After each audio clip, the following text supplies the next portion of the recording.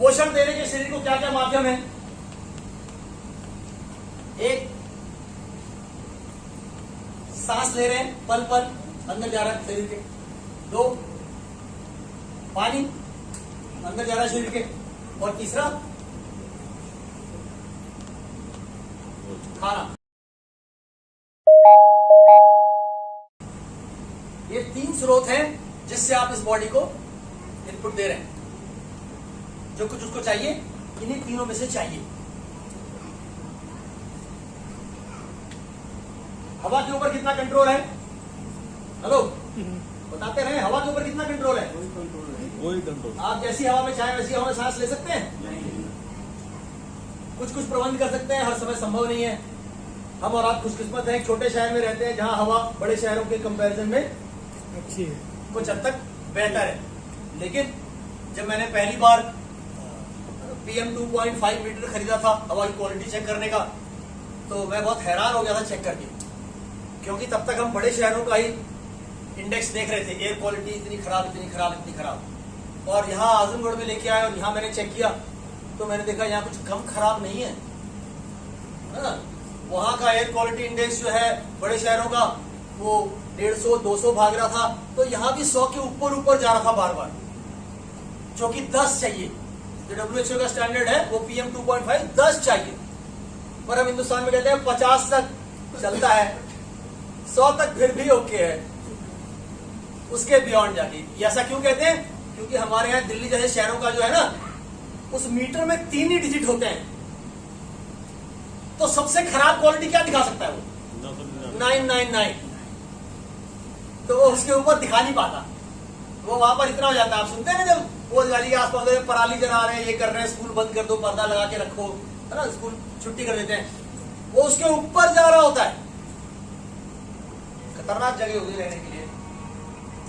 तो हवा पे कुछ खास कंट्रोल नहीं है, पानी पे करीब करीब ऐसा ही। अब बचता है खाना। यहां पर क्या आप कर सकते हैं?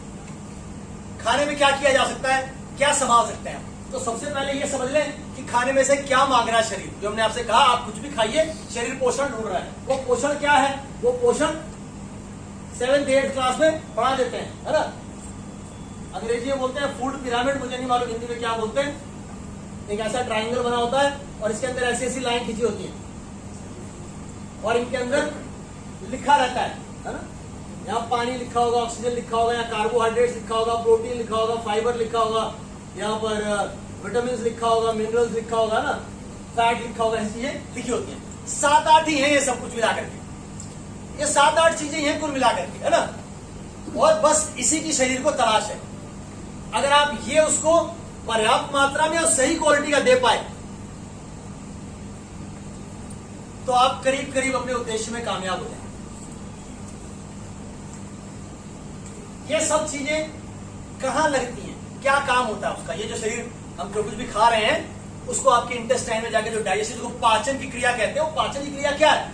वहां से खाने को यहीं से शुरू होता है तोड़ना, दांत से ना, पहले अच्छे से चबाई खाइए उसको, जितने छोटे छोटे छोटे छोटे कणों में आप उसको तोड़ सकते हैं तोड़े।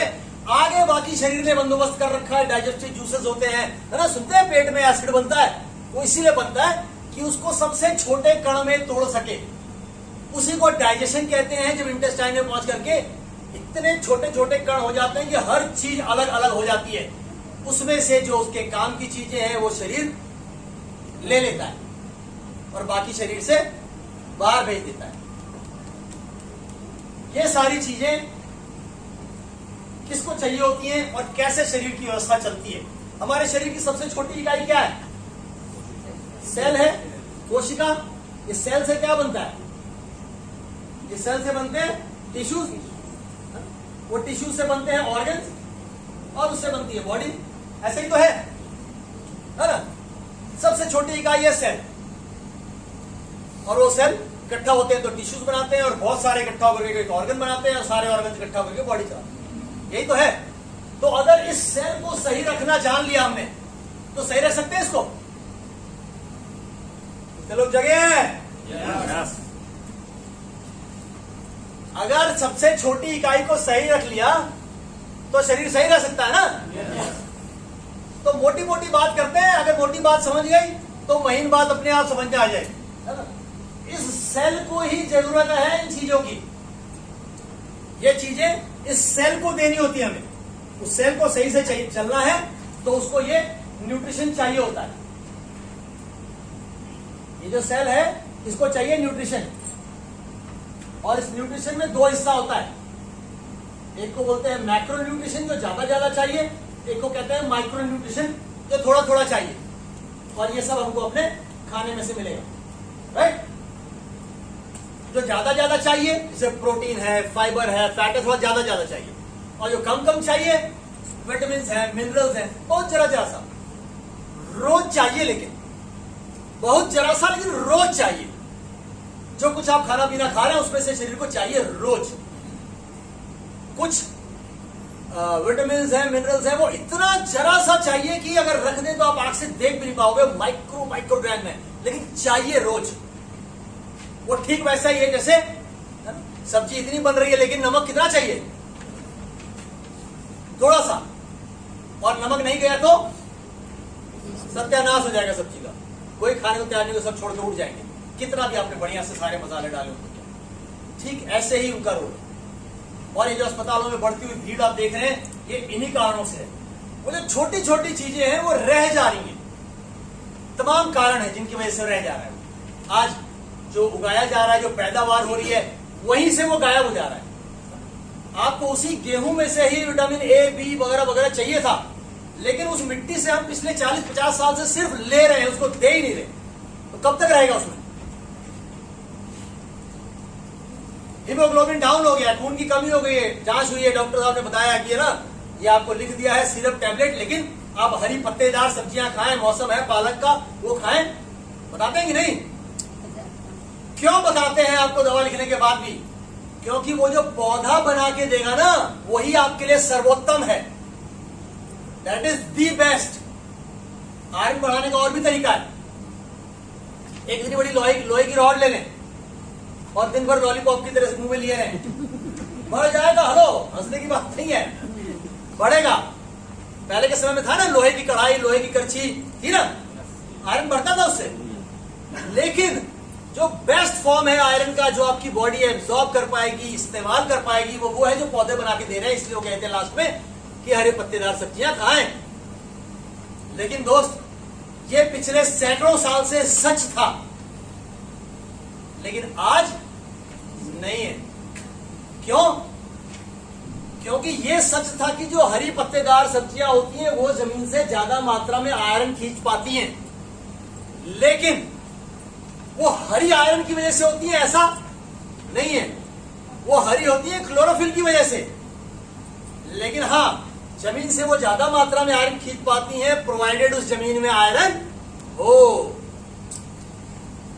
अगर उसमें आयरन है ही नहीं, 100 साल से हमने सब निकाला है और हमसे कुछ दिया ही नहीं था, तो कितना आयरन मिलेगा उसमें से? तो इसलिए आज हम जिस दौर से गुजर रहे हैं वो बहुत ही खतरनाक है। जितनी साइंस थी वो सिर के बल खड़ी है, सब कुछ उलट पुलट हो जा रहा है। जो बताया जा रहा था वो सही था, लेकिन जो उसका आधार है वही तहस नहस हो गया, इसलिए वो गलत साबित हो जा रहा है। तो हमको लग सकता है कि हम बहुत अच्छा कुछ खा रहे हैं, अच्छा ले आ रहे हैं, कर रहे हैं, लेकिन एक्चुअली ऐसा नहीं हो रहा। तो अब बात करते हैं, सबका दिमाग क्योंकि इस पे चलता रहता है कि जब कुछ होगा तब, तो जब कुछ होगा यानी जब बीमार हो जाएंगे तब देखेंगे। तो आप समझे कि बीमार कैसे हो जाते हैं, कैसे शरीर बीमार हो जाता है, कैसे सब्जी खराब हुई थी, नमक नहीं मिला ना। तो यही जो सेल है, ये अगर डैमेज होने लग जाए तो शरीर बीमार हो जाएगा ना। जिस हिस्से में ज्यादा डैमेज हो रहा होगा उस हिस्से का, उसको बीमारी का एक नाम दे दिया जाएगा। यहां ज्यादा डैमेज हो रहा है तो अर्थराइटिस हो गया। हेलो, आंख में ज्यादा डैमेज हो रहा है तो कैटरैक्ट हो जाएगा। जिस हिस्से में ज्यादा डैमेज हो रहा होगा उसका एक नाम, उसको एक लेबल दे दिया जाएगा। हमको सिर्फ यही व्यवस्था करनी है कि उसको जो कुछ चाहिए वो सही मात्रा में, सही क्वालिटी का मिल जाए, तो हम उस डैमेज से बच सकते हैं। जब ये डैमेज होने लग जाता है तो इसका क्या रिजल्ट होता है? इसका रिजल्ट होता है कुछ लोगों को डायबिटीज हो जाएगी, कुछ लोगों को हाई बीपी की शिकायत हो जाएगी, होती है ना? बताएं, आप लोग भी बताएं और क्या क्या होता है। जैसा हमने कहा कुछ लोगों को आर्थराइटिस हो जाएगा और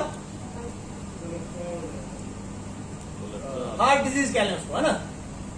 हार्ट डिजीज हो जाएंगे और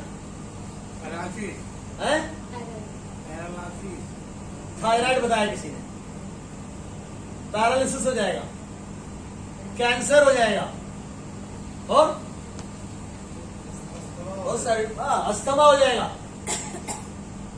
मेंटल डिसऑर्डर हो जाएगा। सबसे ज्यादा भीड़ इनकी यहाँ लगी रहती है आजकल, मेंटल डिसऑर्डर हो जाएगा। ऐसी तमाम प्रॉब्लम्स क्रिएट होने लग जाती हैं, लेकिन याद रखें ये सब 1-2 दिन में, 1 महीने में नहीं होता। ये सब होने में 15 से 20 साल लग जाते हैं। अब इन 15-20 साल में जब आप धीरे धीरे इधर बढ़ रहे होते हैं, कोई जांच, कोई डॉक्टर, कोई अस्पताल, कोई आपको नहीं बता सकता कि 5 साल बाद आपको हो सकता है कि ना हाई ब्लड प्रेशर की शिकायत हो। क्यों? क्योंकि ऐसा हमारे यहां सिस्टम नहीं है। जिस मेडिकल सिस्टम को हम लोग फॉलो करते हैं देश में, वो इस तरीके से काम नहीं करता। वो कैसे काम करता है? वो काम करता है सिम्टम्स के ऊपर। जो सिम्टम्स आप लेके जाएंगे उसका इलाज होगा। जैसे डायबिटीज में क्या सिम्टम है? डायबिटीज में सिम्टम है हाई शुगर, है ना? ब्लड के अंदर शुगर का लेवल हाई हो जाता है। तो डायबिटीज की दवा खाते हैं तो दवा क्या करती है? इस हाई को नीचे ला देती है। क्या किया उस दवा ने आपके शरीर में? ऐसा आपके शरीर में क्या ऐसी प्रक्रिया कर दी उस दवा ने कि अभी जब रीडिंग ले रहे हैं तो जितना था उससे नीचे आने लग गया? ये जानना बहुत जरूरी है। क्यों जरूरी है समझें। डायबिटीज की दवा कितने दिन तक खाएंगे? जल्दी जल्दी बताएगा, टाइम बचाते हैं जरा। डायबिटीज की दवा कितने दिन तक खाएंगे?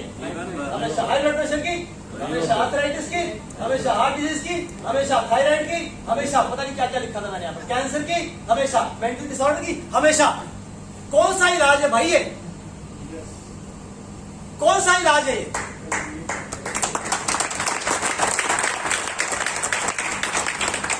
इलाज मतलब क्या?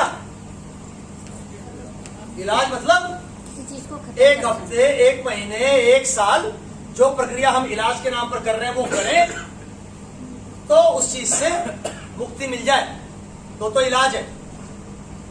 और अगर डे 1 से आपसे कह दिया है कि ये दवा आपको रोज खाते रहना है विदाउट फेल, जब तक धरती पर रहेंगे तब तक, ये कौन सा इलाज है?